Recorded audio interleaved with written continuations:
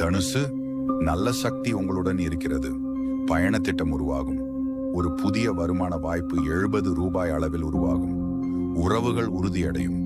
மகரம், இன்று உங்களது முயற்சிக்கு பயன்கள் கிடைக்கும். ஒருவருடன் நடந்த உரையாடல் உங்கள் எண்ணத்தை மாற்றும். கல்வி மற்றும் அறிவு வளர்ச்சி. 20 நிமிடம் வாசிக்க முயற்சிக்கவும். கும்பம், இன்று உங்கள் சிந்தனை தெளிவாக இருக்கும். எதிர்பாராத நிதி ஆதரவு கிடைக்கும். நோக்கத்தை தெளிவுபடுத்துவதற்கான நாள். ஒரு பழைய நண்பர் தொடர்பு கொள்வார்.